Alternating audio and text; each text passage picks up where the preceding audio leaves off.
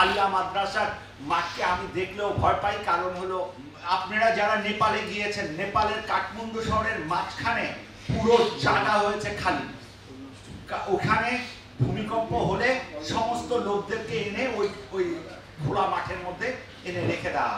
সিলেটে এরকম দুটো মাঠ খুঁজে পাওয়া গেছিল, এটা জামিলুর রেজা চৌধুরী স্যার বলেছিলেন, একটা আলিয়া মাদ্রাসার কথা বলেছিলেন আর একটা এমসি কলেজের মাঠের কথা বলেছেন। এখন আলিয়া মাদ্রাসার মাঠকে আমি দেখলেও ভয় পাই, কারণ হলো এর পাশে যে বড় হাই রাইজ বিল্ডিং গুলি হয়েছে, দেখবেন যে একটা নতুন হসপিটাল হয়েছে, ওটা 12 তলা।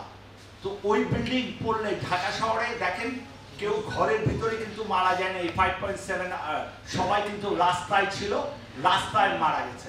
তো বাসার ইট খুলে পড়ে গেছে, গ্রিল খুলে পড়ে গেছে। তো আমি তো সেফ থাকার জন্য ওই জায়গায় যাচ্ছি। এইটাকে আমরা ইভাকুয়েশন প্লেস বলি। ইভাকুয়েশন প্লেসের সংকট সিলেট শহরে প্রচন্ড। আর আমরা একটা ইভাকুয়েশন প্ল্যান করা উচিত, যে ধরেন যারা ওই সাইডে থাকে, ওই সাইড বলতে মদিনা মার্কেট, ওই সাইডে যারা থাকে তারা কত দ্রুত এমসি কলেজের মাঠে, আমি যদি ইভাকুয়েশন প্লেসটাকে চিন্তা করি, এমসি কলেজের মাঠ, ওইখানে কত দ্রুত এই ইয়াতে আসতে পারবে।